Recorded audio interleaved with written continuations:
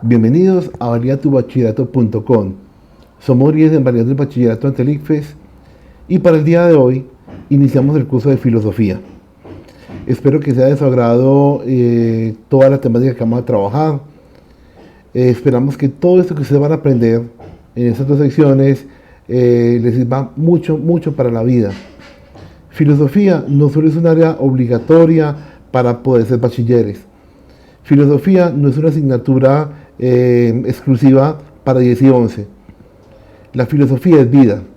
La filosofía permite que el hombre comience a pensar, a crear, a convivir, a comprender y entender muchas circunstancias que le vienen rodeando. Es plantear problemas y solucionarlos. Espero de todo corazón que cada uno de ustedes adopte esa asignatura en su vida, no como requisito más para poder ser bachiller. Mi objetivo acá es que usted, desde ese instante, sea consciente que la filosofía es la asignatura más importante de todas, porque nos ayuda a crear procesos de pensamiento, nos ayuda a comprender para dónde vamos, qué es lo que queremos, con nuestra visión o nuestra misión y visión aquí en esta tierra, en este mundo. No solo nacemos, crecemos, nos reproducimos y morimos. Debemos dejar una huella, y esa es la obligación de todo ser humano, dejar una huella que se evidencie en el progreso, que se evidencie en un futuro y que seamos recordados para siempre. Bienvenidos a nuestro curso de filosofía. La metodología para trabajar es la siguiente. Vamos a alternar explicación con la parte gráfica, con la parte visual y el apoyo indudable del video. Para mí es un recurso fundamental para que se pueda adquirir nuevos conocimientos, se pueda confrontar, pueda comparar y pueda escuchar versiones a través de todo este proceso que vamos a trabajar, que lo van todos encaminados hacia un óptimo conocimiento y aprendizaje significativo de la filosofía en sus vidas. Así pues que bienvenidos y bienvenidas. Bueno.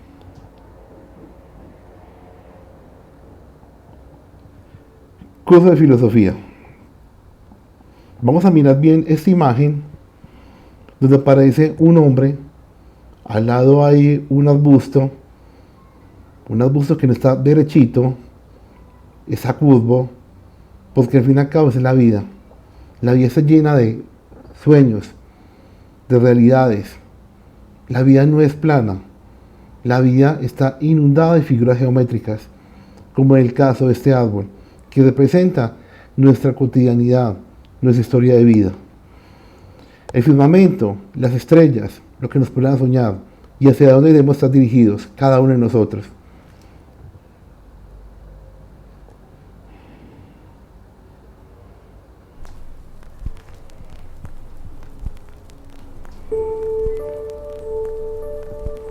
¿Cuál es el sentido de la vida? ¿Qué hacemos aquí? ¿Por qué estamos aquí? Pero lo más importante, ¿para qué estamos aquí? De repente, un día nacemos, crecemos y morimos. ¿Y ya está? ¿Y en medio qué? Aprendemos, trabajamos, amamos, reímos, lloramos, dudamos, nos equivocamos. Pero, ¿por qué? ¿Para qué? Al final, todos seremos un recuerdo en la mente de alguien. Una foto, un vídeo, una anécdota. Cientos, miles, millones de personas han estado antes aquí. ¿Y qué? ¿Con qué fin? ¿Permitir que podamos estar más personas aquí? ¿Pero para qué? ¿Con qué finalidad? ¿Nuestra función es asegurarnos de que alguien más se quede después de que nos marchemos? ¿Para qué? ¿Para dejar a otros más? ¿Y esos a otros? ¿Y luego otros? ¿Y así hasta cuándo? Eso lo llevamos haciendo miles de años. y nada cambia, ni nada sabemos. Evolucionamos, mejoramos o empeoramos según se mire. Vivimos más años, más cómodos, o todo lo contrario. Hace 100 años, solo 100 años, una carta tardaba semanas o incluso meses en llegar de una ciudad a otra. Hoy, en un segundo, le dices a alguien de Japón, hola. Es eso. Evolucionar, acercarnos, relacionarnos. Si es eso, ¿por qué nos destruimos con tanta facilidad? Yo creo que la vida no tiene ningún propósito en sí misma, porque el objetivo de que estemos aquí es casual, y por definición algo que sucede por casualidad no es premeditado. Luego no tiene ninguna finalidad u objetivo en sí mismo. Y ya está. ¿La vida es eso? Una combinación de circunstancias que no se pueden prever ni evitar sin ningún sentido, sin ninguna finalidad. Yo creo que ahí precisamente está la clave. La perpetuación de la especie, dicen unos. Realizarse, trascender más allá de los hechos, dicen otros. Evolucionar, buscar sabiduría y conocimiento, hacer un mundo mejor, alcanzar la unión con Dios, conseguir la pureza del alma. Hay gente que defiende que el propio sentido de la vida radica en tratar de encontrarlo. Y hay gente que dice que la vida no tiene sentido porque el mundo es un lugar horrible, agresivo y destructivo.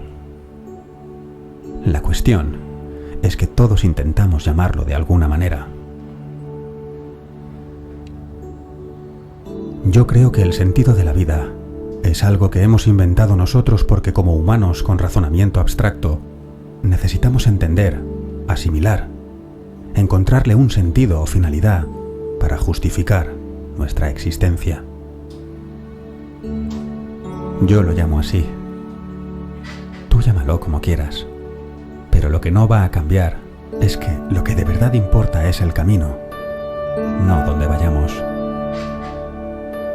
Sea cual sea la finalidad, el objetivo de nuestras vidas, el sentido de la vida es que no importa el sentido de la vida.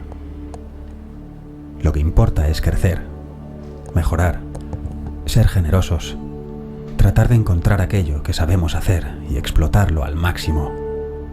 Amar, pensar, divertirnos, ser críticos, sinceros, coherentes, proactivos y siempre vivir de acuerdo a nuestras posibilidades y fieles a nuestro criterio. Todo eso es lo que mis padres me han enseñado. Yo creo que es un muy buen comienzo. ¿Y tú?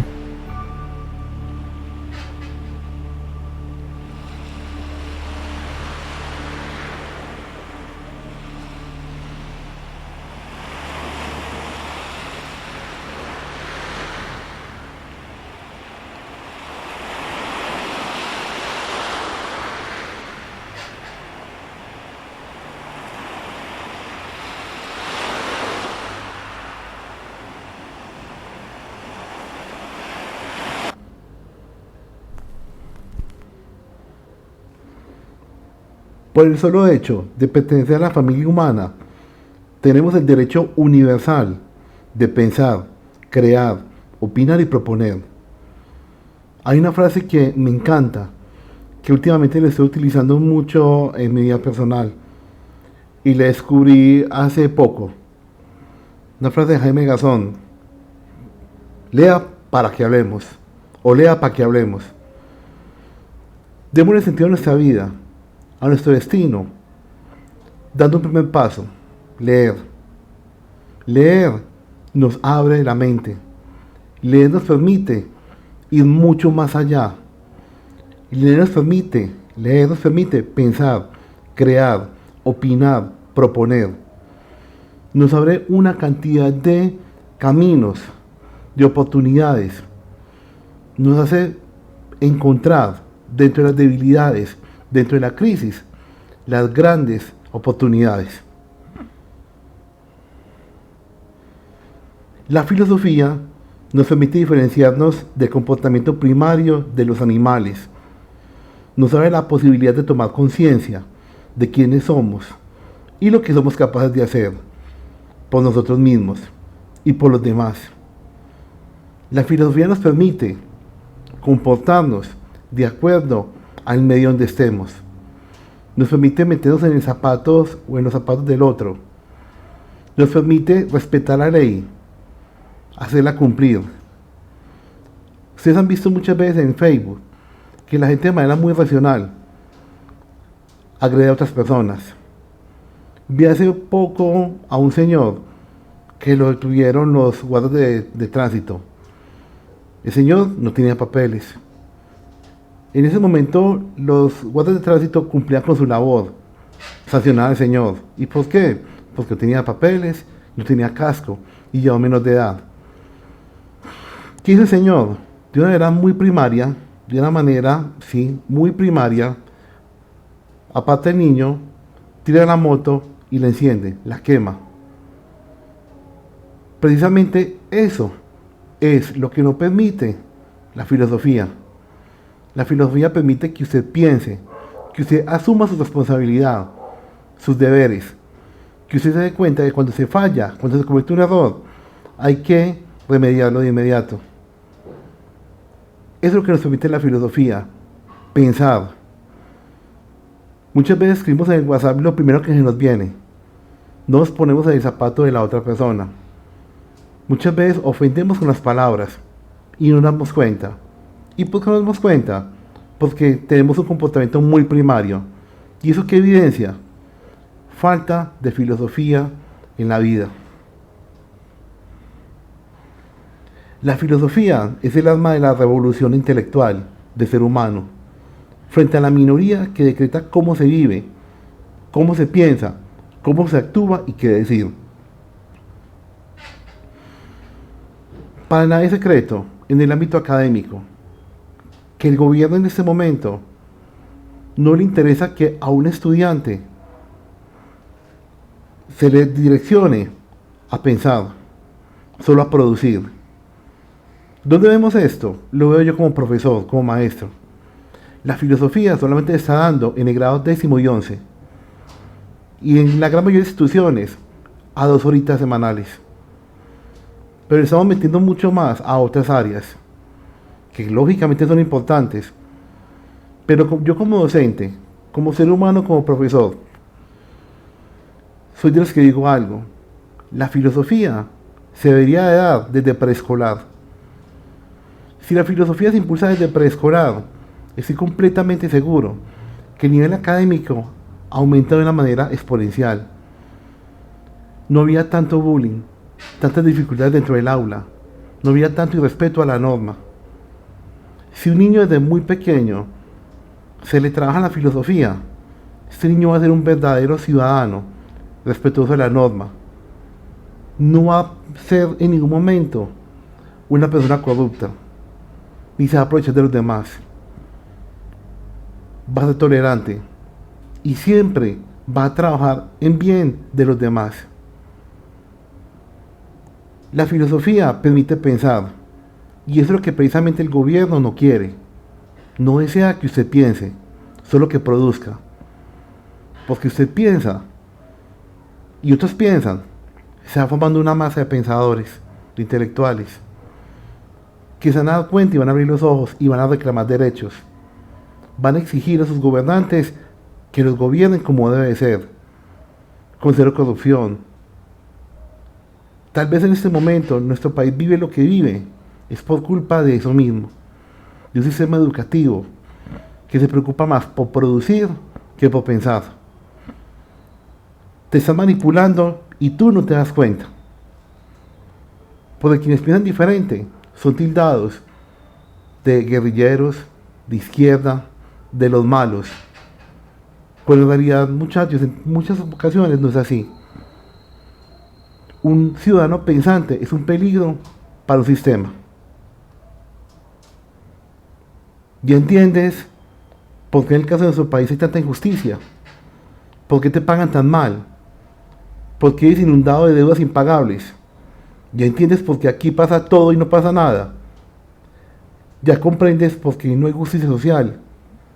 Claro, si usted no lee, la ignorancia estará siempre de tu lado. No podemos pasar la vida haciendo la digestión, viendo noticieros como RCN y Caracol. Son medios que manipulan, pagados por el gobierno, por los empresarios. No podemos estar metidos a toda hora en periódicos amarillistas, como el Cubo, como Minuto 30. Tenemos que evolucionar.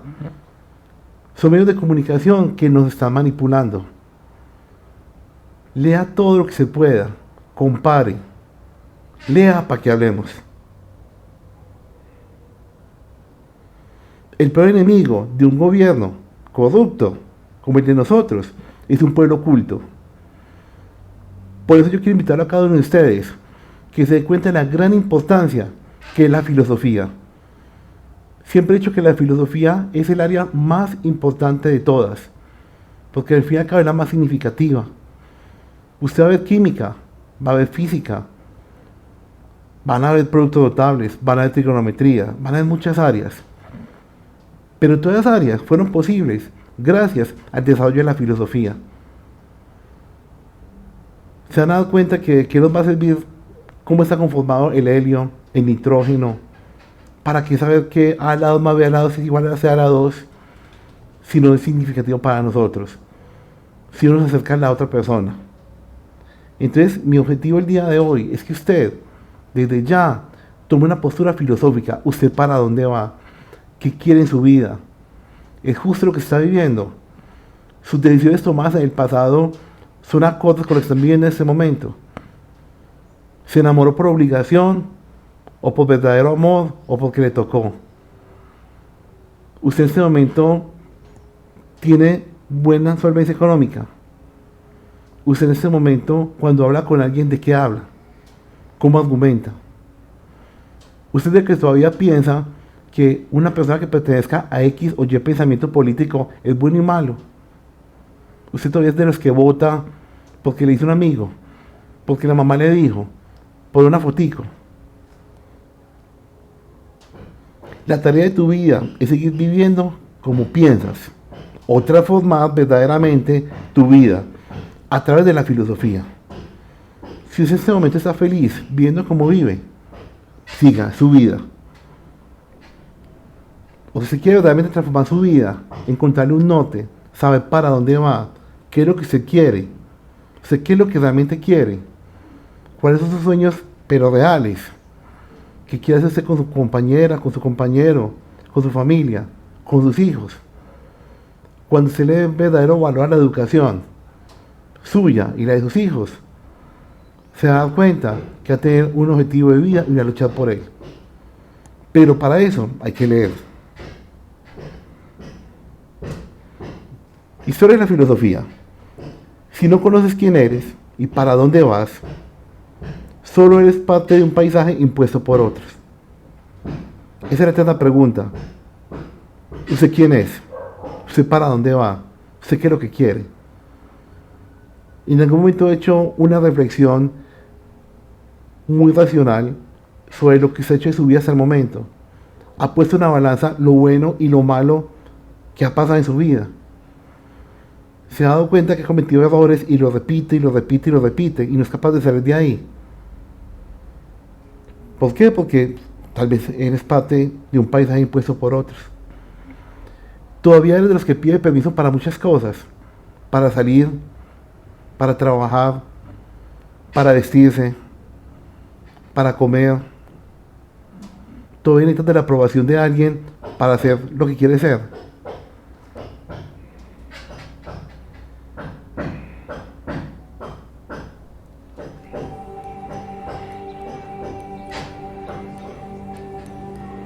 Por muchos años han dicho que somos muy complicados, otros que no somos nada en esta vida, que simplemente nunca llegaremos a ninguna verdad, y también inútiles. Bueno, sí, podrían ser verdad todas esas cosas sobre nosotros, pero lo último, inútiles, no lo creo.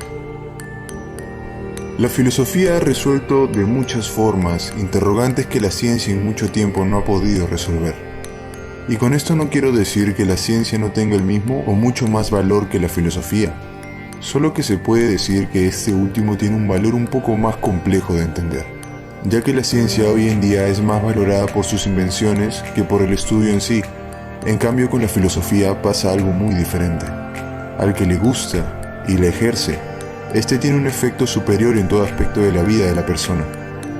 ¿Y por qué? Hoy te daré algunas razones. Empezamos. Libertad. Como sabemos, vivimos en un sistema en el cual todos nosotros como población estamos bajo régimen, respetando toda serie de conceptos morales y éticos y reglas que hemos ido aprendiendo a lo largo de nuestro desarrollo humano, conocimientos y verdades que hemos ido adquiriendo y por tanto, así como nosotros, todo el mundo. Pero la filosofía nos impulsa a algo más, a pensar y a empezar a utilizar la razón. ¿Por qué tenemos todos que pensar que esta es la única verdad, como todos? Entonces, si ahora lo vemos por esa perspectiva, lo que comenzamos a hacer es a dudar, lo cual nos hace libres. Libre de aquello a lo que todos piensan. Pero tranquilo, no se trata de darle la contra a todos, sino de abrir más caminos a aquello a lo que el pensamiento del mundo ya había cerrado, de tal manera que comenzamos a obtener posibles respuestas que abren más nuestro entendimiento de todo.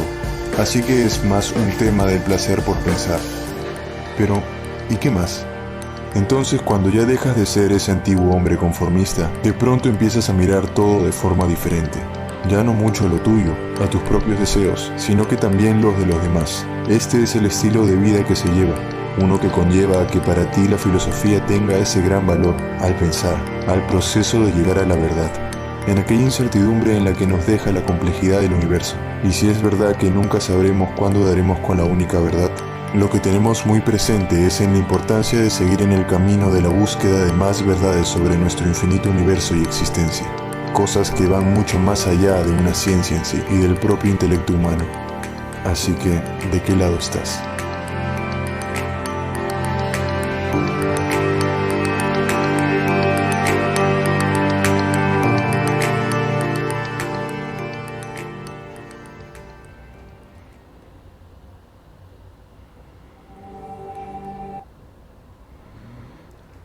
Bueno, vamos a abordar acá en este momento las diferentes etapas históricas por las cuales se dio la filosofía, cómo fue que se conformó. Bueno, ustedes saben que yo soy licenciado en Ciencias Sociales, Geografía e Historia y tengo una especialización en filosofía. Y sociales y la filosofía siempre van de la mano. Una a la otra se complementan, porque al fin y al cabo el objeto de estudio es el hombre dentro de un contexto espacial. Y vamos a clasificar la historia de la filosofía por edades. Entonces iniciamos acá con la Edad Antigua. Bueno, durante la Edad Antigua se comenzó a definir la palabra filosofía. El término filosofía tiene un origen griego que se compone de dos vocablos: philos, amor, y sofía, pensamiento, sabiduría, conocimiento. O sea que podemos deducir que filosofía es el amor al pensamiento, o es el amor a la sabiduría, o es el amor al conocimiento. Es en Atenas, Grecia, donde el hombre comienza a sentir la necesidad por saber, conocer y aprender, preguntar y encontrar respuesta sobre quiénes somos, por qué vivimos, para dónde vamos, qué fue lo que generó todo esto. Vamos a encontrar en el mapita, encontramos aquí amarillito, Grecia. Aquí fue donde nació la filosofía, en Grecia, ¿cierto? Y aquí encontramos a Colombia, nuestro país. Recordemos que Grecia es un país en este momento europeo, cuna de la antigua civilización, cuna de la filosofía. Primer lugar donde el hombre se comenzó a cuestionar sobre cuál era su rumbo de vida, para qué servía, a qué venía acá. Los filósofos de aquella época, ¿no es cierto?, comenzaron a pensar, a filosofar. ¿Y qué filosofar? es hacer una serie de preguntas sobre su propia existencia. Son preguntas que él va obteniendo y que todos en alguna vez hemos tenido y hemos hecho. Ellos parten de lo que es el asombro, que es lo que nosotros teníamos cuando estábamos pequeños.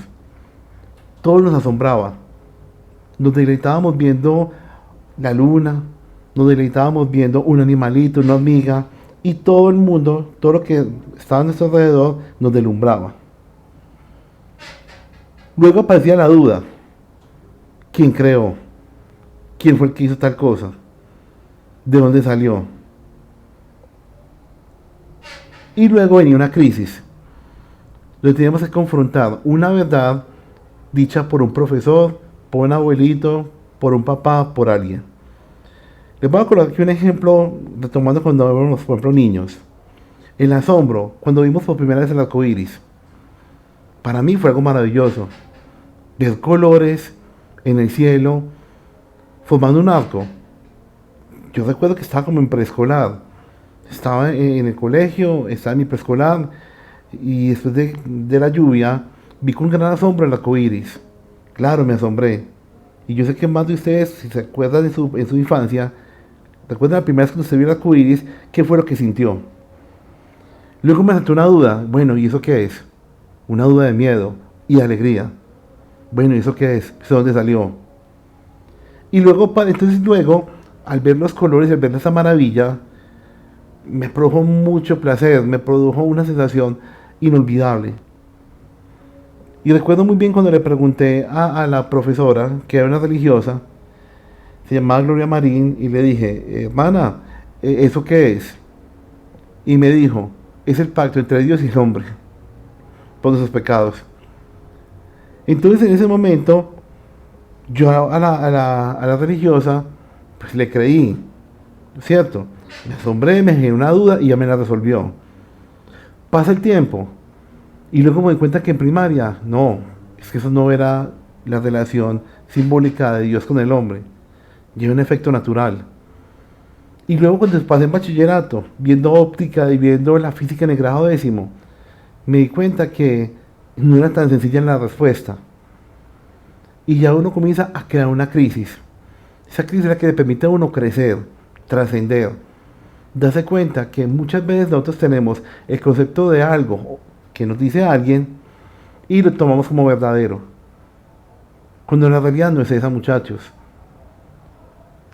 Nadie tiene la última palabra, todo es cambiante, todo es dinámico. O esa vez cuando usted de pronto, en medio de un aguacero muy fuerte, una tormenta con rayos y lloviendo muy fuerte, vieron como sus abuelitos o abuelita o la mamita o papá o mamá o un familiar asustado tomaba una velita o un ramo y lo quemaban. Y usted le preguntaba a ese adulto que pues estaba lloviendo tan fuerte. Y muchas veces decía que era porque la Virgen María estaba llorando por sus pecados. Y creímos, muchos niños, fuimos niños, creímos lógicamente en esa primera duda que generamos y nos dio una explicación.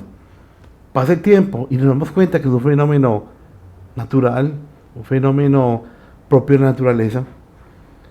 Entonces eso es lo que yo quiero, muchachos, que ustedes desde ya no traguen entero, como dice entre comillas, que ustedes desde ya, cuando tengan una pregunta, piénsenla muy bien, busque múltiples respuestas y luego usted mismo construye su propia verdad. Que luego esa verdad que se va a construir puede ser negada o puede ser afirmada.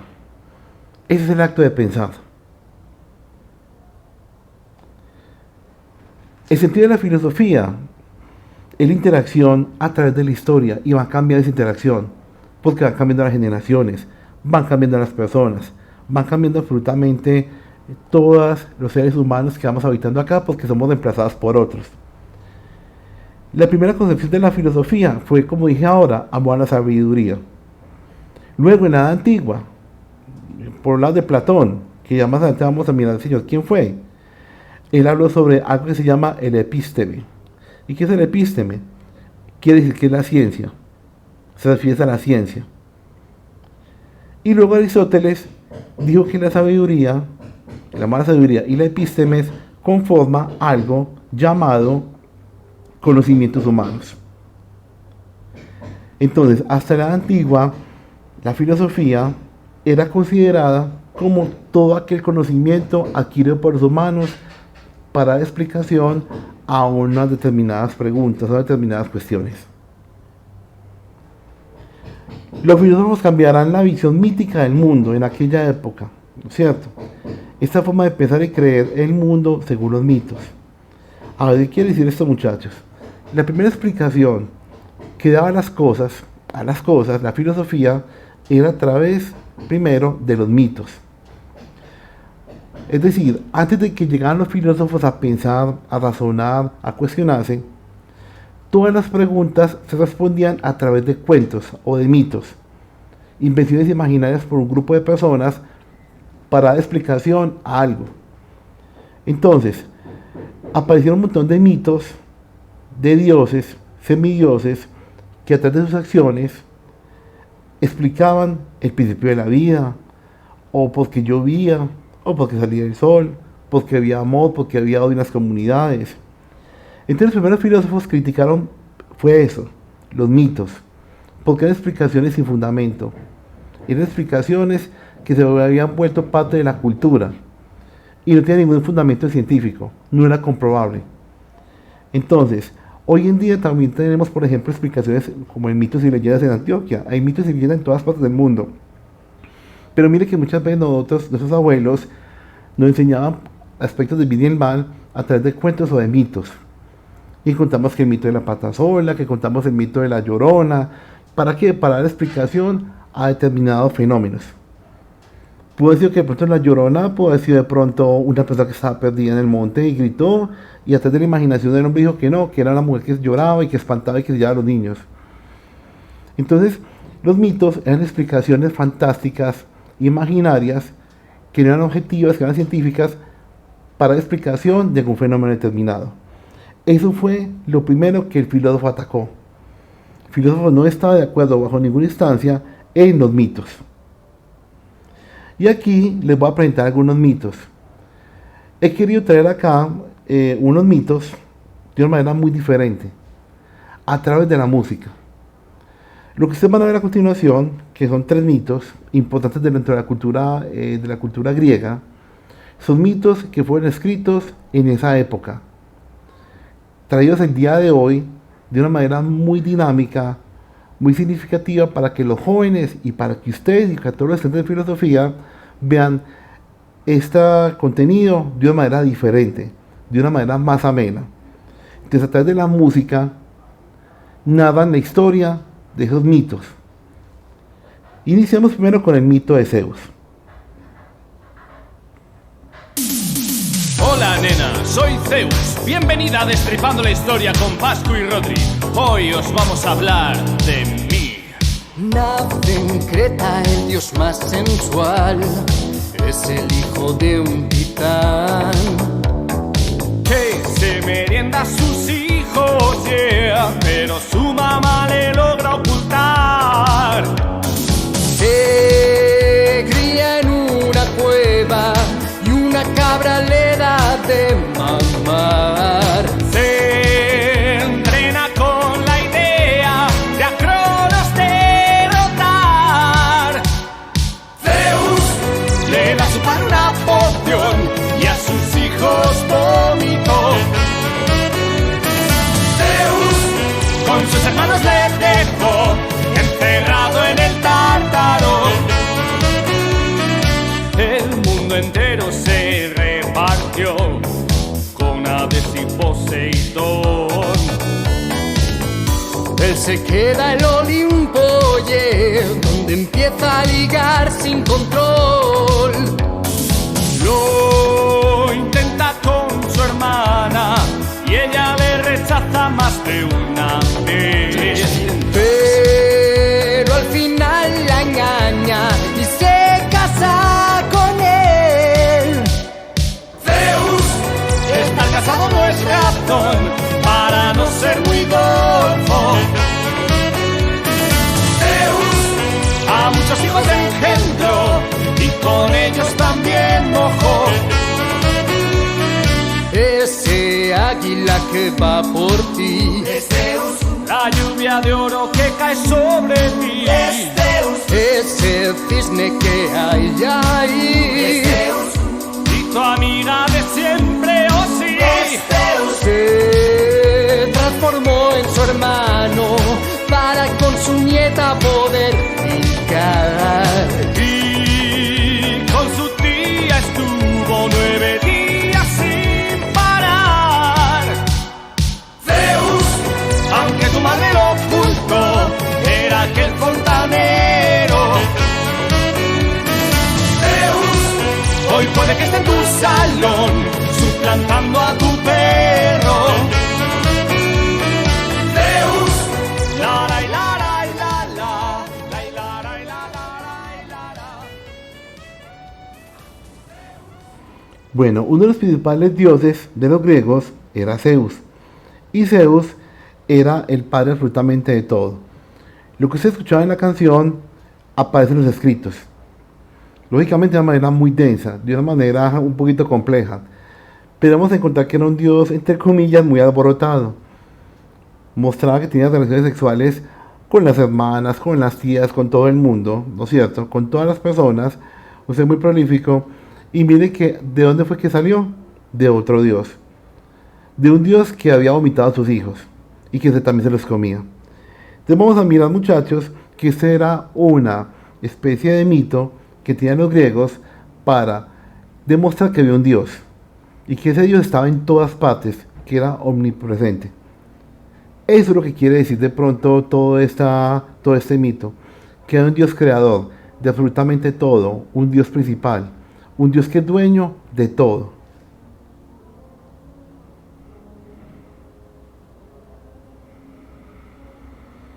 Vamos a ver la historia ahora de Poseidón. Hola pequeños merlutos, bienvenidos a Destripando la Historia con Pascu y Rodri. Hoy os vamos a contar la historia del dios Poseidón.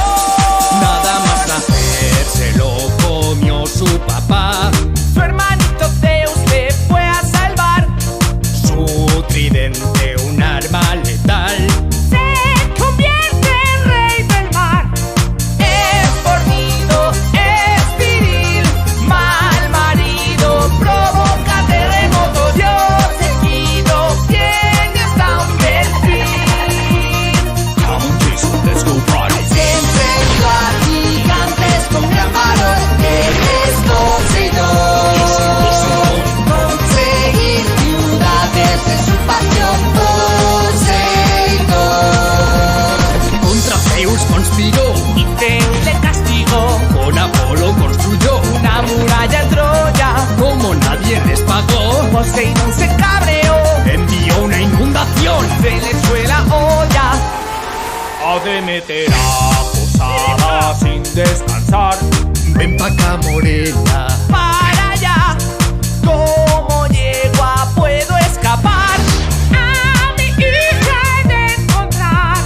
Pero él se transformó en corcel y ya imaginas el resto. Dime que el caballo no eras tú. Y tuvieron dos hijos. Transformado en agua te fecundó. Él es Poseidón. A veces realiza una buena acción. Poseidón. Atenea descubrió, A su tío Poseidón dándose un revolcón. con su sacerdotisa Se enfadó y la convirtió. en un monstruo muy feroz. A una cueva la mandó. Lejos de su vista fue Perseo y le endiñó un meneo y le arranca la cabeza y del cuello al monstruo le salió Un pedazo de un gigante. Va teniendo hijos de dos en dos. Él es Poseidón. Es como tu hermano, tal vez peor. Poseidón. Y recordad, cuando vais al baño y os salpica un poquito, es Poseidón dándoos un besito. Poseidón era hermano de Zeus. Y Poseidón tenía los dominios del mar. Entonces cada vez que había un terremoto, un maremoto, cuando había una embarcación que naufragaba, cuando había una calamidad, este dios era responsable de esos actos. Entonces había un mito que era que cuando caía en desgracia una población, había un maremoto, había alguna dificultad marítima, el culpable era Poseidón. Entonces a Poseidón había que darle un tributo, había que encenderle inciensos, había que sacrificar animales, para que así evitar la ira pues que tenía este ser mítico. Y terminamos acá con la historia de Thor. ¡Hola, hijos del trueno! Bienvenidos a Destripando la Historia con Pascu y Rodri. Hoy os vamos a hablar del mito del dios Thor. Largos cabellos, poder colosal. Su barba rojiza es un dios del metal. Thor, dios del trueno, de la humanidad. Odín es su padre y vive en Asgard. Su destino es morir en Ragnarok, dando muerte a Jormungandr. Tiene dos cabras que viajan con él. Las come y resucita usando su poder. Con su martillo no puede fallar. Y más de una vez se ha dejado engañar. Un gigante una vez se lo robó. Loki, Thor y encontrarlo. ¡Vamos! Se vistieron de novia y criada para así al gigante engañar. Y en la recepción se come un buey haciendo sospechar al rey. No veo que seas mujer. Tranquilo, gran señor, es que está un poco ansiosa por la boda. Bueno, Sí, son cosas suyas.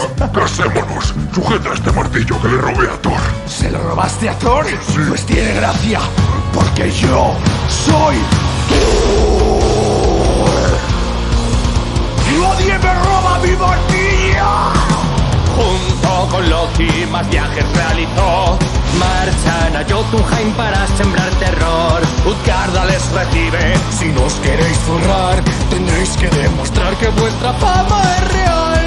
Loki fue derrotado en ver quién comía más. Thor intentó beberse un cuerno de cerveza que no acababa nunca. Le retaron a levantar a un gato, pero solo pudo con una pata. Y se enfrentó a una vieja a la que no pudo ni mover. Derrotados regresan a su hogar, pero Utgarda les detiene. Dioses, me habéis sorprendido. Os he intentado engañar. Con mi magia todo lo cambié, con gran poder os enfrenté. Oídme y lo explicaré. Loki luchó contra el fuego. Thor casi se bebe el mar. Ese gato es Jormungandr y la vieja es la muerte. ¡Maldito, te voy a matar! ¡Reviento! ¿Dónde narices se ha metido? Tío, no te vuelvas Loki. Quedan miles de historias sobre Thor que no caben en esta canción.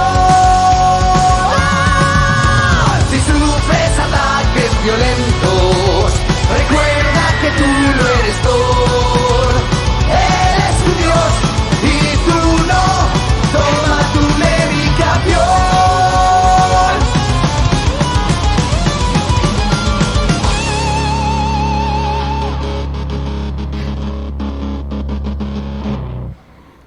Bueno, Zeus, Poseidón y Thor fueron parte de la mitología griega.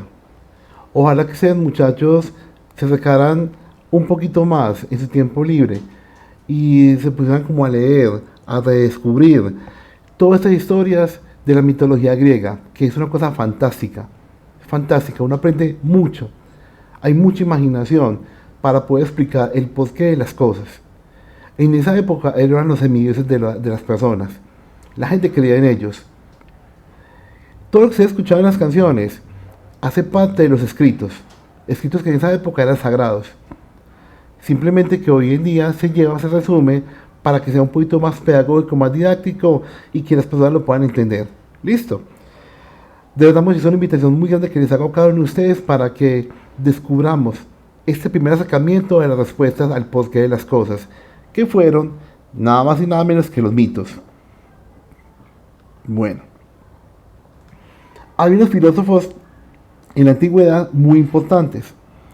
Encontramos a Tales, Anaximandro, Anaxímedes, a Pitágoras, a Parménides, a Heráclito, a Empedocles, encontramos también a Anaxágoras, Demócrito y Hipócrates.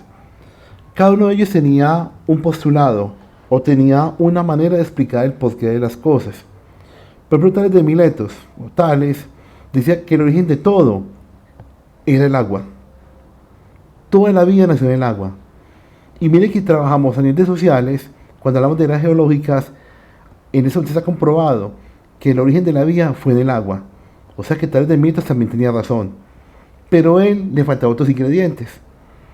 Luego llegó Anaximandro. Y él comenzó a pensar que todo el mundo, que todos nacen y todos morimos.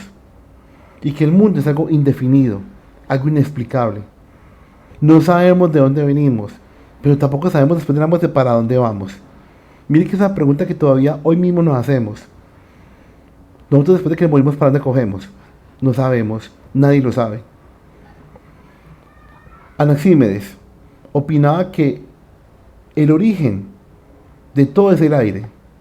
Inclusive que la tierra, el aire y el fuego se originó fue del aire.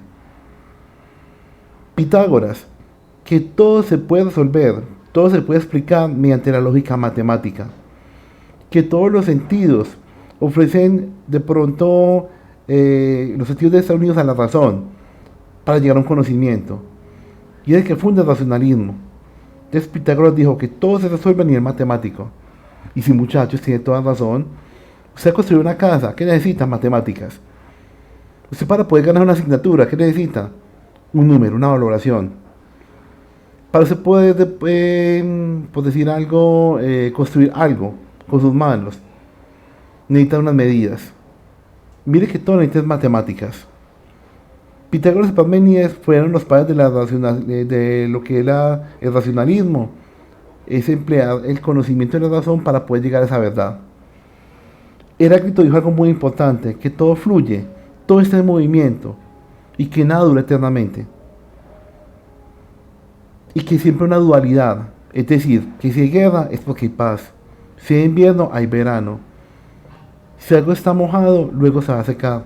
Eso es lo que se llama la dualidad. Y él le tenía mucha fe en lo que él mismo decía de sus sentidos. Es decir, llegar al conocimiento a través de los sentidos, de la escucha, el olor, el tacto, la visión. Y todo es movimiento. Y que nada dura eternamente. Ahí se acuerdan la canción de este señor que canta Nadie es eterno en el mundo. O sea que ese señor, este señor el cantante, posiblemente está de acuerdo con la teoría de Heráclito, de nada es eterno en el mundo. Empedocles, él pensaba que todo estaba formado por la tierra, aire, fuego y agua. Mire que él tenía toda la razón. Empedocles fue un filósofo que llevó la filosofía a un esplendor. Y miren muchachos que en ningún momento tenía toda la razón. Esos son los 4 elementos: tierra, aire, fuego y agua. Hay una película ya viejita que se llama Los 5 elementos, donde agregan tierra, aire, fuego y agua de Empedocles y le suman otro elemento que es el amor. Anaxágoras, él dice que todo lo que hay, la naturaleza, está hecha por piezas muy minúsculas, muy pequeñas y son invisibles para el ojo humano. Dijo que la luna no lucía con su propia fuerza, sino que recibía la luz de la Tierra. Completamente de acuerdo. Hoy en día sabemos que la luna es un satélite natural, otros dicen que es artificial, y también se dice que la luna no tiene luz propia, sino que recibe la luz de la Tierra. Claro, la proyección que hace la Tierra, cuando el Sol ilumina la Tierra, se proyecta sobre esta. Bueno, Demócrito, pues él siguió Anaxágoras, y él tenía pues que todo estaba construido por unas piezas muy pequeñitas, etéreas, invisibles, y eran muy pequeñas e inalterables, lo cual llamó los átomos. Mire que desde la edad antigua ya tenía el concepto de átomos, hoy en día es vigente. ¿Y quién lo creó? ¿Quién lo investigó? Fue Demócrito. Hipócrates fue fundador de la medicina griega. A Hipócrates, el que es el padre de la medicina, fue aquel filósofo que se interesó por las dolencias del ser humano. Bueno, Desde las colonias griegas acudieron en un grupo de profesores y filósofos. Este grupo de personas se llamaban sofistas. ¿Qué es un sofista? Es una persona sabia o hábil y vivía de enseñar en la ciudad. Aquí quiero que ustedes de pronto noten lo siguiente, muchachos. Van a encontrar aquí unos filósofos clásicos y unos que son sofistas. Y unas diferencias ideológicas. Resulta que los filósofos clásicos dicen que el ser humano es capaz de encontrar respuestas a través del uso de la razón. Vea que nosotros lo podemos hacer, ¿no es cierto? Encontrar respuestas a la vida. ¿Por qué ella me dejó? ¿Por qué no vino a tiempo? ¿Por qué se me acabó la plata? Mire que uno mismo es capaz de dar respuestas por sí mismo. Ellos no se consideraban sabios y no requerían remuneración, es decir, los filósofos clásicos no cobraban. Eran maestros que trabajaban completamente gratis. Ellos tienen la capacidad de distinguir lo que está bien o lo que está mal a través de la razón. Fueron los primeros que sentaron en una posición de lo bueno y lo malo, lo que está bien y lo que está mal hecho. Y ellos tenían una postura muy crítica ante los mitos tradicionales. Y también compartían pues en él algunos elementos. Pero fueron muy críticos frente a lo que vimos ahorita sobre lo que tiene que ver con los mitos. Protágoras fue un gran exponente. Ya más adelante fueron los sofistas. Los sofistas decían lo siguiente: los seres humanos no serían capaces de encontrar respuestas seguras a los misterios de la naturaleza y el universo. Es decir, necesitamos de la ayuda de alguien para poder llegar a la verdad. Y aquí es cuando aparecen los profesores, que anteriormente se llamaban sofistas. ¿Y qué pasó también con los profesores de esa época? Comenzaron ya a cobrar su conocimiento y le crearon un estado como de dependencia. Es decir, el alumno aprende a través de mí. Yo soy el que le doy la verdad a ese alumno. Le crea una necesidad. ¿Para qué? Para poder cobrar, para poder sobrevivir, para poder tener dinero. Obviamente los maestros de esa época eran muy poquitos y gozaban de una buena remuneración salarial. Eran llamados por los príncipes, por los reyes, por gente de alta alcurnia social, y les pagaban a ellos para educar a sus hijos. También dice que el bien y el mal están definidos por la sociedad. Y aquí dice que el bien y el mal lo define la sociedad, no el individuo. Les voy a colocar un ejemplo. Aquí, por ejemplo, la pena de muerte legalmente a nivel social no es permitida. Es decir, aquí no hay ningún preso que lo procesen y que le declaren pena capital, o sea, que el mismo Estado lo elimine, pues bajo condiciones legales. Pero mire que por Estados Unidos, en el condado de Texas, en el estado de Texas, sí se da pena de muerte. ¿Qué quiere decir esto? Que esta sociedad considera que está mal hecho, no es ético, que uno está bien, bien ético, que procesen a alguien y que lo maten. Porque la sociedad de acá no está de acuerdo con eso. Pero la sociedad, por ejemplo, de Estados Unidos, la del estado de Texas, sí está de acuerdo. A eso me refiero. Depende de la sociedad, si está bueno o está malo. Pero para nosotros, tener una relación con una menor de edad no está bien hecho, no está bien visto. Eso no se puede. Legalmente está prohibido. Si usted es mayor de edad y está saliendo con una niña de 17 años hacia abajo, lo pueden judicializar, ¿no es cierto? Pero, ¿por qué? Porque la sociedad no está de acuerdo con eso e impone esa ley que dice que está mal hecho. Pero de pronto hay sociedades en Asia, en África, que está bien hecho, que no hay ningún problema, que un mayor de edad tenga una relación con una menor de edad o viceversa. Bueno, aquí encontramos a Sócrates, Platón y Aristóteles con los máximos exponentes. Bueno, vamos a encontrar acá algunos personajes importantes para que hagamos una especie como de repaso y vamos a ahondar un poquitico más en cada una de estas personas que crearon en sí la filosofía antigua. Protágoras fue un filósofo griego y es conocido por haber sido uno de los más importantes sofistas de la historia de la filosofía griega. Los sofistas eran intelectuales que se ganaban la vida enseñando sus conocimientos, sobre todo en retórica y oratoria. Y esto era especialmente valioso en su época, ya que en el sistema legal de Grecia no existían los abogados, lo cual hacía que si un individuo era llamado a juicio, debía defenderse a sí mismo, lo cual requería conocimientos en derecho y en retórica. así que Protágoras enseñaba estos temas a todo aquel que pudiera pagarle. Protágoras creía que se podía ganar cualquier caso, y no necesariamente porque se tuviera la razón, sino más bien por la capacidad de persuasión que pudiera tener el individuo. Esta idea la trasladó de los juicios al pensamiento filosófico, afirmando que el ser humano no podía llegar a verdades absolutas, y por lo tanto todo es relativo, que lo que puede ser cierto para mí puede ser falso para los demás. Pensemos por ejemplo en un día templado en un bosque canadiense. Un caribeño podría decir que hay mucho frío, mientras que un esquimal podría decir que hay calor, y ambos estarían en lo correcto. Pero si en lugar de hablar del clima hablamos de cuestiones morales, podemos pensar en un hombre dándole dinero a un niño, mientras que una persona podría decir que esto es bueno porque el hombre está demostrando generosidad, otra persona podría decir que es malo porque el hombre está incitando a la explotación infantil. Para Protágoras, pues, no existe el blanco o el negro, únicamente el gris. El hombre es la medida de todas las cosas, es su frase más famosa y que demuestra su relatividad. Pero Protágoras también es famoso por ser muy probablemente el primer agnóstico del cual se tenga registro.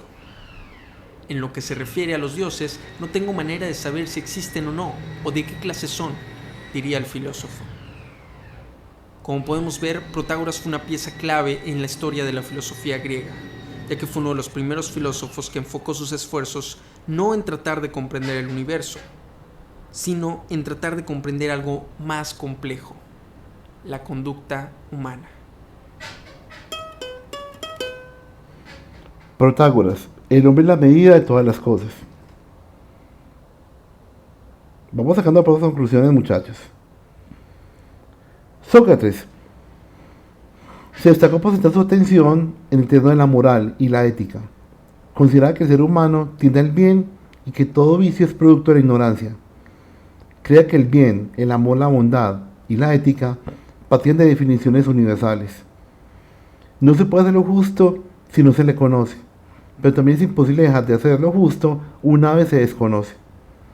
Tengan en cuenta muy bien ese pensamiento, muchachos. No se puede hacer lo justo si no se lo conoce, pero también es imposible dejar de hacer lo justo una vez que se le conoce. Y acá, muchachos, también el vicio es producto de la ignorancia. El vicio es producto de la ignorancia.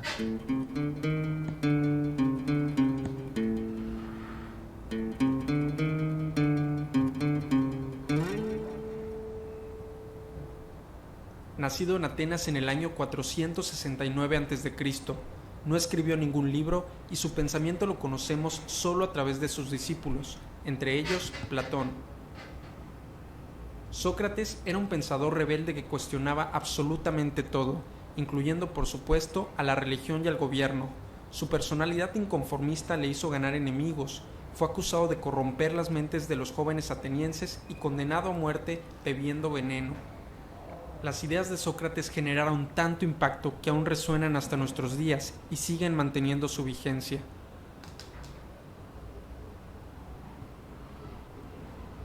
Para Sócrates, la búsqueda del conocimiento residía en cuestionar todas las ideas antes de considerarlas como verdaderas. Cuestiona todo lo que crees saber, cuestiona lo que te han dicho tus padres, cuestiona lo que te han dicho tus maestros, cuestiona todo lo que te ha dicho tu iglesia. Si después de examinar una idea, ésta se adecúa a la realidad, acéptala como verdadera, si no, simplemente descártala. La famosa frase de Sócrates, solo sé que no sé nada, argumenta que la verdadera sabiduría comienza al conocer nuestra propia ignorancia, pues una persona que cree saberlo todo difícilmente podrá avanzar en la búsqueda de conocimiento.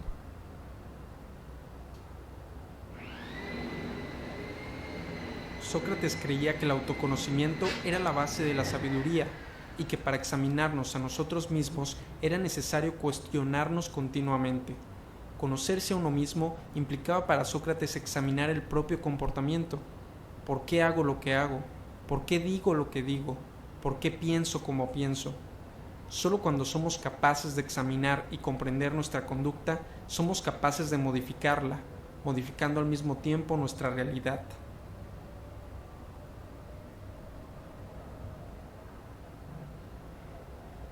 Para Sócrates, el propósito de la vida era adquirir conocimiento, y este conocimiento consistía en conocerse a uno mismo y comprender la forma en la que funciona el mundo. El conocimiento automáticamente haría que una persona se comportara de la manera correcta, lo que le traería paz de espíritu. Una persona que hiciera el mal estaría actuando de ese modo por su propia ignorancia, sin saber que ese mal solo le traerá malestar a él mismo. Por lo tanto, para Sócrates, el bien era producto del conocimiento y el mal producto de la ignorancia. Sócrates nos enseña lo importante que es cuestionar nuestras ideas y darnos cuenta de que muchas de ellas no solo no son ciertas, sino que además nos han estado limitando nuestra comprensión del mundo y de nosotros mismos.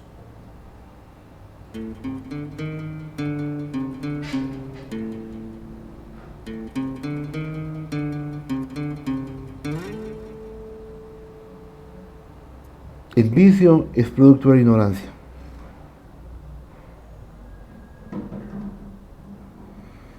Bueno, vamos para otro filósofo importante que fue Platón. El hombre posee un alma inmortal, llamada alma inteligible, que participa del carácter inmutable y eterno del mundo de las ideas que contempla, que se alberga en un cuerpo perecedero, que surge después del alma, pero que se destruye antes que ella, que dura para siempre. ¿Les parece conocido de pronto este pensamiento, muchachos? Contamos que Platón fue el pionero filosófico para que se armara el futuro, o en ese momento, años más adelante, el cristianismo.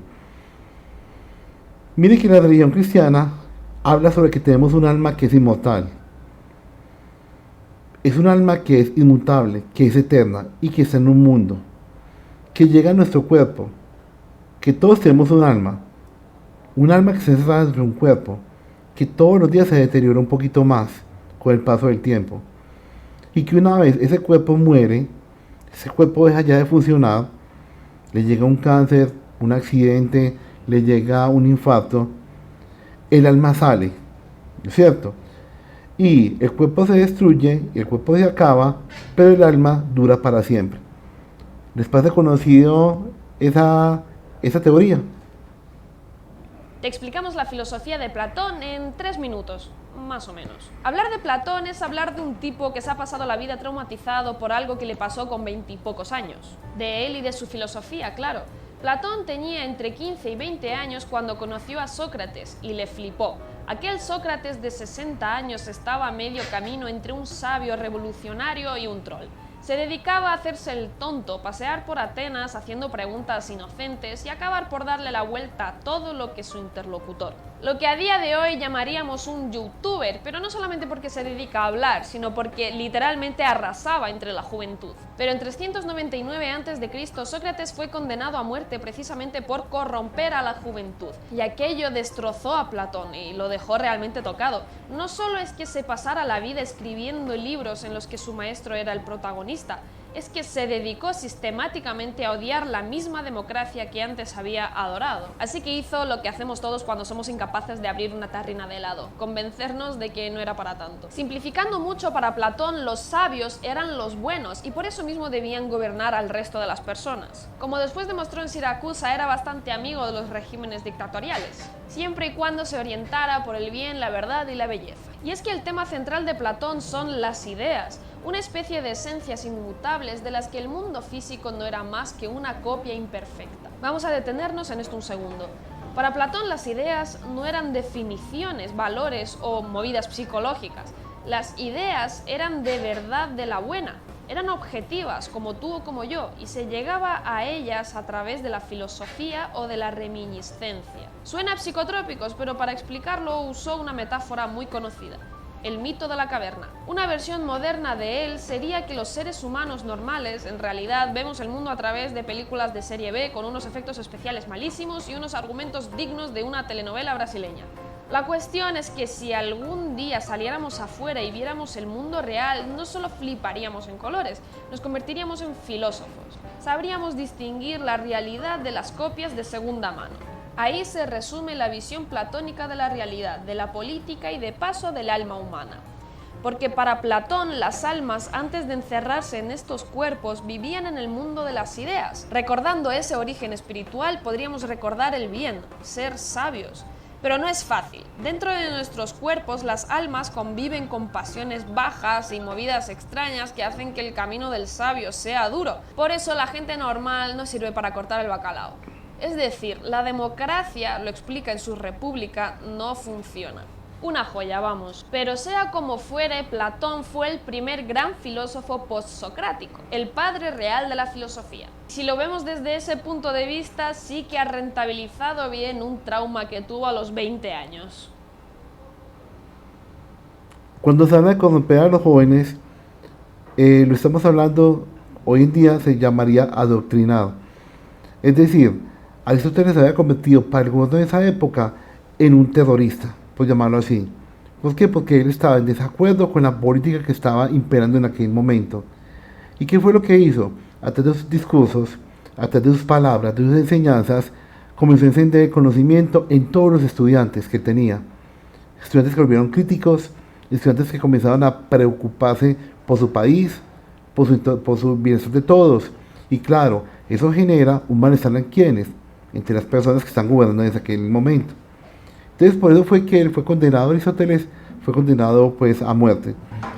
Platón se había convertido pues en un discípulo de él, un gran seguidor.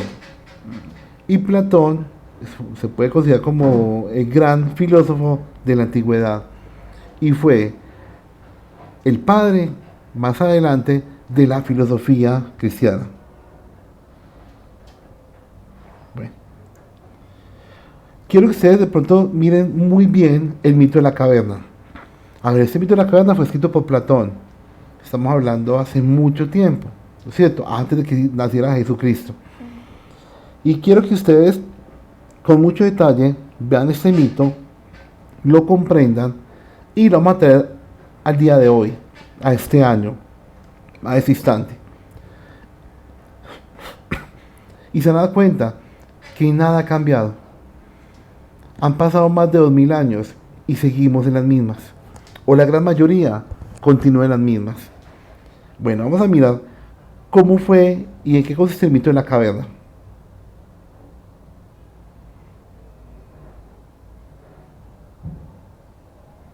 Hace ya unos largos 2400 años, Platón, uno de los grandes filósofos de la historia de la humanidad, escribió en su libro La República lo que conocemos como el mito de la caverna.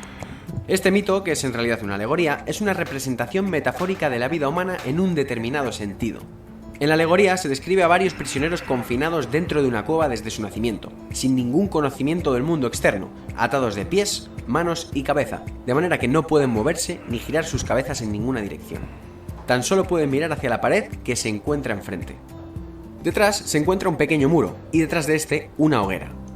Las personas del exterior a veces se pasean por la caverna caminando entre el muro y el fuego, llevando con ellos todo tipo de objetos, de modo que el fuego hace que sus sombras se proyecten sobre la pared a la que miran los prisioneros. Estos, al no conocer otra cosa, creen que dichas sombras son las formas reales del mundo, su mundo. Un día, uno de los prisioneros es liberado y llevado fuera de la cueva. Al principio, el drástico cambio entre oscuridad y luz le produce ceguera temporal, desorientándole por completo e impidiéndole ver con claridad las formas reales del mundo exterior.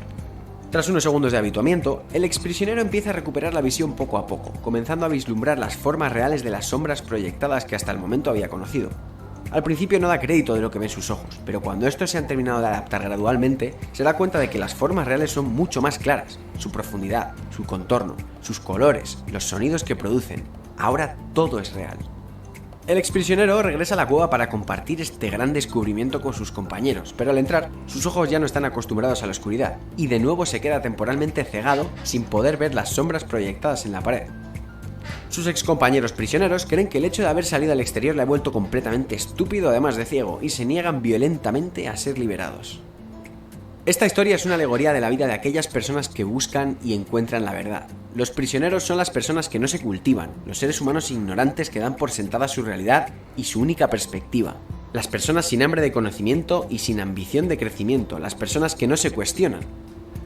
El sol es la luz de la razón y el conocimiento que hace brillar la vida. Y el rechazo de los prisioneros al exprisionero retornado es el rechazo que toda persona con conocimiento sufre cuando expone su sabiduría y verdad ante un mundo ignorante. Las personas no solo se sienten cómodas y confiadas en su ignorancia, sino que son hostiles hacia quienes lo señalan. Todos nacemos en la cueva, todos somos ignorantes al nacer, pero es nuestro deber y nuestra responsabilidad para con nosotros mismos explorar la manera de salir de nuestras cuevas, romper con nuestros paradigmas que son las cadenas que nos atan a la cueva, abandonar la falsa creencia de que nuestra verdad es la única y nuestra realidad es la única tangible. Muchas de las cosas que perseguimos, como la fama, el dinero, la belleza absoluta, la pareja perfecta o el trabajo de ensueño, son mucho menos reales de lo que creemos y a menudo son fantasmas proyectados sobre nuestras frágiles y erróneas mentes. Salir de la caverna significa abrir nuestra mente a nuevas perspectivas, respetar y aprender de la diversidad que nos ofrece la opinión. Se trata de aprender a escuchar, de no tratar de imponer nuestra verdad sobre los demás como haría un nazi, de experimentar con lo nuevo y cuestionar lo viejo, de ser humildes y ganar conciencia de que el conocimiento es infinito y nosotros no lo poseemos. Cada vez que aprendes algo, cada vez que abres los ojos para mirar en una nueva dirección, es imposible volver atrás. Ya no puedes cerrar los ojos y hacer como si no hubiera pasado nada. No puedes ponerte una venda y hacer como que tal aprendizaje nunca ha existido, porque una vez lo conoces, ya es parte de ti. Y cuando trates de ponerte la venda, te quemará, porque estarás tratando de engañarte a ti mismo. Todos contamos con falsos paradigmas, puntos de vista impuestos por las circunstancias de la vida, por la manera en la que hemos crecido, por nuestro entorno o incluso por la suerte que hemos tenido. Y ser consciente de la existencia de estos paradigmas es el primer paso para romper con ellos y darnos la oportunidad de contemplar las cosas desde puntos de vista que, aunque siempre han estado enfrente de nosotros, nunca nos habíamos detenido antes a mirarlos. Así que para empezar por algún lado, yo, que en ciertos aspectos ya he salido de la caverna, regreso hoy a ella para decirte que he estado ahí fuera y sé con toda certeza que tú eres capaz de todo. Que tus mayores limitaciones no son económicas, no son sociales y no son físicas, son mentales. Que tu mayor enemigo no está fuera, sino dentro. Que solo tú puedes romper esas limitaciones con la espada de la actitud. Que el trabajo duro es mucho mejor que la virtud. Que la desgracia sí viene por sí sola, pero la suerte no lo hace. Y ahora es tu turno. Puedes creerme y soltar tus cadenas, o rechazarme y quedarte en la cueva. Mito de la caverna. Esa es la gran conclusión de la edad antigua. Es abrir los ojos. Es reencontrarse, es darse cuenta de la gran riqueza que tiene el conocimiento. Yo quiero, y ojalá que ustedes, el último video que acabaron de ver, lo vean 1, 2, 3, 20, 40 veces, que lo vean todos los días, antes de acostarse. Que se den cuenta que a través de ese mito escrito hace miles de años, hace más de 2000 años, si usted comienza a aplicarlo en su vida diaria, abrir los ojos cada día al conocimiento, a la pregunta, al por qué, va a alcanzar sus grandes metas. Al principio usted va a estar señalado por su familia, por los amigos, lo van a ver diferente. Entonces, ¿qué es lo que hace la gran mayoría? Señala, aparece el bullying, aparece el acoso, aparece el señalamiento. Todo eso son armas que utiliza los ignorantes, la gran mayoría, para que ustedes no se vayan a salir de ese redil. Si usted en este momento está con nosotros en el curso de preparación para ser bachiller, es porque usted ya ha salido de la caverna, es porque usted en este momento ya está afuera. Y yo estoy completamente seguro que si una vez trabaje, se dedique, estudie, que usted le meta toda la fuerza y compromiso a todo esto, usted va a regresar a la caverna y va a sacar ahí a su esposa, a su esposo, a un amigo, a un familiar. Usted le va a mostrar que a través del estudio puede llegar muy lejos. Muchos lo van a escuchar y lo van a seguir. Otros no. Lo van a señalar y se van a separar de usted. Salga de la caverna. Yo hice el primer paso. Salió de la caverna. Yo está viendo el mundo como es. Comprométase. Dedíquese a estudiar cada día más. Dedíquese a conocer el verdadero mundo. Bueno. En otra oportunidad vamos a trabajar lo que tiene que ver con, vamos a hacer por acá un momentico la cámara. En otra oportunidad nos vamos a encontrar para que trabajemos lo que tiene que ver con la filosofía de la Edad Media, porque esa historia no acaba acá.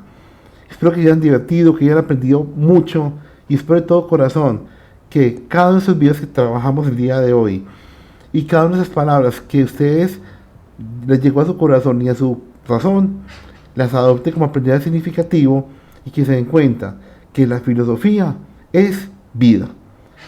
Muchas gracias por todo. Un abrazo y nos vemos en la próxima entrega.